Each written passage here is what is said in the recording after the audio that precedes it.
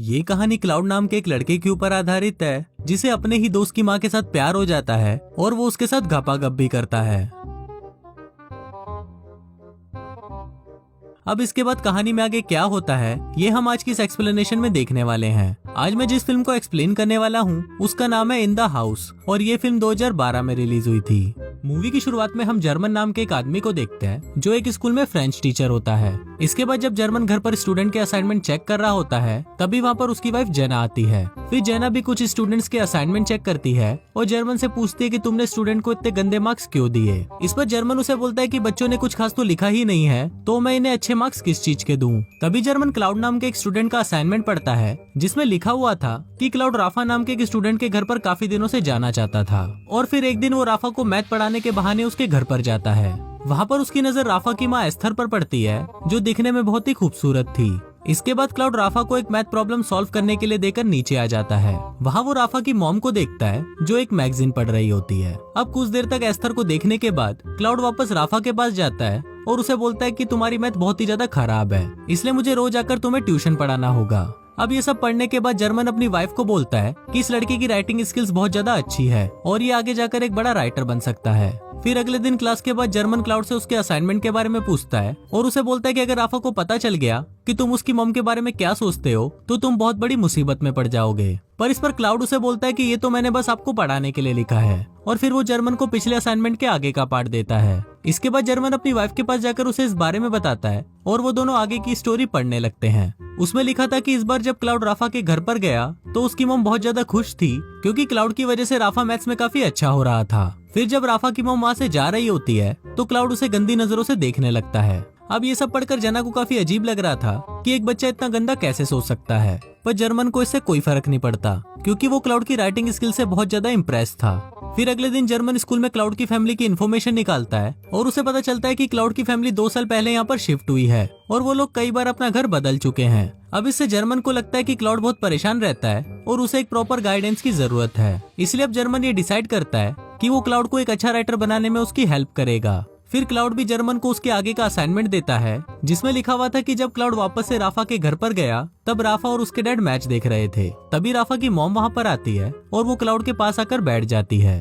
थोड़ी देर बाद राफा के डैड को एक अर्जेंट कॉल आता है और वो उठकर वहाँ से चले जाते हैं। अब ये देखकर क्लाउड सोचता है कि अगर ऐसे ही राफा के मॉम और डैड के बीच में दूरियां बढ़ती गई तो वो राफा की मॉम को आसानी से पटा लेगा। अब ये असाइनमेंट जब जर्मन अपनी वाइफ को पढ़ाता है तो अब उसकी वाइफ को भी ये लगने लगता है कि क्लाउड की राइटिंग स्किल्स बहुत ज्यादा अच्छी है। फिर अगले दिन स्कूल में क्लाउड जर्मन को एक और असाइनमेंट देता है जिसे घर आकर जर्मन अपनी वाइफ के साथ पढ़ने लगता है। उसमें क्लाउड ने लिखा था कि मैंने इस बार राफा को मैथ की एक बहुत ही मुश्किल प्रॉब्लम सॉल्व करने के लिए दिया और फिर मैं नीचे राफा की मॉम को देखने चला गया। नीचे राफा की मॉम और डैड आपस में बहस कर रहे थे जिसे देखकर क्लाउड को बहुत अच्छा लगता है। थोड़ी देर बाद जब राफा की मॉम बाहर आती है तो वो क्लाउड को देख लेती है, पर तभी क्लाउड सामने रखी हुई पेंटिंग को देखने का नाटक करने लगता है। पर राफा की मॉम को ये पता चल गया था कि क्लाउड उनकी बातें सुन रहा है, इसलिए वो रात को राफा के डैड को बोलती है कि उन्हें राफा के लिए कोई दूसरा ट्यूटर ढूंढना होगा। अब ये सब बातें क्लाउड भी छुपकर सुन रहा होता है और उसे अब बहुत ज्यादा टेंशन होने लगती है क्योंकि अगर इस बार राफा के मैथ्स में अच्छे नंबर नहीं आए तो वो राफा के घर पे ट्यूशन पढ़ाने नहीं आ पाएगा। अब बहुत सोचने पर क्लाउड को एक आइडिया आता है और वो अगले दिन जर्मन को मैथ्स का पेपर चुराने के लिए बोलता है और साथ ही वो उसे ये भी बोलता है कि अगर उसने ऐसा नहीं किया तो वो राइटिंग करना छोड़ देगा। अब ये सुनकर जर्मन बहुत परेशान हो जाता है क्योंकि वो क्लाउड को एक अच्छा राइटर बनाना चाहता था, इसलिए वो क्लाउड के बोलने पर मैथ्स के पेपर चुरा लेता है और उन पेपर्स को वो क्लाउड को दे देता है। अब अगले दिन जब टेस्ट होता है तो राफा के उसमें बहुत अच्छे मार्क्स आते हैं जिसको देखकर उसके मॉम डैड को बहुत अच्छा लगता है और वो क्लाउड को राफा को ट्यूशन पढ़ाने देते हैं। इसके बाद राफा के डैड क्लाउड को उनके साथ फुटबॉल मैच खेलने के लिए बोलते हैं, पर क्लाउड उन्हें मना कर देता है क्योंकि जब वो दोनों मैच खेलने के लिए बाहर जाएंगे तो घर पर राफा की मॉम अकेली होगी जिस वजह से वो उनसे अकेले में मिल पाएगा। फिर अगले दिन जब राफा अपने डैड के साथ मैच खेलने के लिए जाता है तो क्लाउड राफा के घर पर आ जाता है। वहाँ पर राफा की मॉम अकेली थी और उनके पूछने पर क्लाउड बताता है कि वो यहाँ पर अपनी मैथ्स की बुक लेने आया है, पर जब उसकी मॉम मैथ्स की बुक को ढूंढने लगती है तो उसे वहाँ पर कोई बुक नहीं मिलती। इसके बाद क्लाउड राफा की मॉम की इयररिंग्स देखकर बोलता है कि ऐसी ही इयररिंग उसकी मॉम के पास भी थी पर वो अब इस दुनिया में नहीं है। अब ये सुनकर राफा की मॉम इमोशनल हो जाती है और फिर वो दोनों कोल्ड ड्रिंक पीकर बातें करने लगते हैं। अब ये स्टोरी सुनकर जर्मन की वाइफ उसे बोलती है कि अगर राफा के डैड को इस बारे में पता चल गया तो वो उसे जिंदा नहीं छोड़ेंगे, पर इस पर जर्मन उसे बोलता है कि ऐसा कुछ नहीं होगा।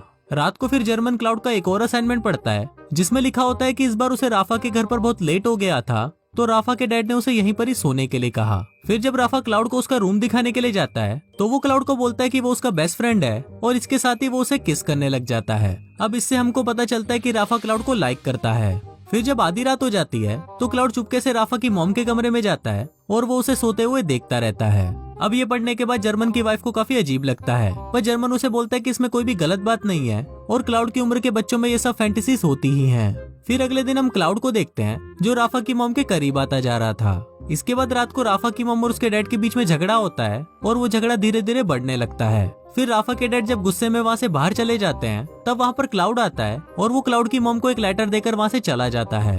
अगले दिन उस लेटर को पढ़कर राफा की मॉम क्लाउड को अपने पास बुलाती है और फिर जब वो लोग बातें कर रहे होते हैं तो क्लाउड जर्मन को इमेजिन करने लगता है। इसके बाद राफा की मॉम को वो लेटर पढ़कर बहुत अच्छा लगता है और वो वहीं पर ही क्लाउड को किस करना शुरू कर देती है। अब ये सब राफा खिड़की से छुपकर देख रहा होता है और उसे ये देखकर बहुत बुरा लगता है। जिसके बाद वो अपने रूम में आता है और आत्महत्या कर लेता है और असाइनमेंट के लास्ट में लिखा होता है कि कहानी अभी बाकी है। अब जब जर्मन ये सब पढ़ता है तो वो शॉक्ड हो जाता है और अब वो ये बात अपनी वाइफ को भी नहीं बता सकता था। फिर अगले दिन जब जर्मन स्कूल जाता है तो वो वहाँ पर राफा के बारे में पूछने लगता है। वहाँ उसे पता चलता है कि राफा आज स्कूल नहीं आया। अब ये जानकर जर्मन काफी परेशान हो जाता है और वो एक टीचर के पास जाकर उसे राफा के घर पर कॉल करने के लिए बोलता है। फिर जब टीचर राफा के घर पर कॉल करती है तो उसे पता चलता है कि राफा बीमार है, इसीलिए वो आज स्कूल नहीं आया है। अब ये सुनकर जर्मन को थोड़ा अच्छा फील होता है और फिर वो क्लाउड से पूछता है कि आज तुमने असाइनमेंट में झूठ क्यों लिखा। इस पर क्लाउड उसे बताता है कि ऐसा उसने इसलिए किया क्योंकि वो कहानी को थोड़ा और इंटरेस्टिंग बनाना चाहता था। अब जर्मन को भी ये लगने लगा था कि अगर राफा को ये सब पता चल गया तो वो सच में आत्महत्या कर लेगा, इसलिए वो क्लाउड को ये सब लिखना बंद करने को बोलता है। पर क्लाउड उसे मना कर देता है और बोलता है कि अब मैं लिखना बंद नहीं कर सकता। अभी सुनकर जर्मन उसे बोलता है कि ठीक है, पर अब से मैं तुम्हारी कोई स्टोरी नहीं पढ़ूंगा। अभी सुनने के बाद क्लाउड अपनी अगली स्टोरी को वही डस्टबिन में फेंक कर चला जाता है, पर तभी जर्मन भी अपने आप को रोक नहीं पाता और वो उस स्टोरी को डस्टबिन से निकालकर पढ़ने लगता है। उसमें लिखा था कि आज राफा के डैड बहुत उदास घर आए थे क्योंकि अब वो अपनी जॉब से बहुत ज्यादा परेशान है। तभी राफा की मॉम वहाँ पर आती है और उन्हें बताती है कि वो प्रेग्नेंट है। ये सुनकर राफा के डैड बहुत खुश हो जाते हैं, पर तभी वहाँ पर राफा आता है और उनको बोलता है कि क्लाउड अब हमारे घर नहीं आएगा और आप लोग मेरे लिए कोई दूसरा ट्यूटर ढूंढो। ये पढ़ने के बाद जर्मन क्लाउड के पास जाता है और उसे बोलता है कि अब तुम्हें राफा के घर जाना बंद कर देना चाहिए। इस पर क्लाउड भी एग्री करता है और वो जर्मन को बोलता है कि अब वो कभी नहीं लिखेगा।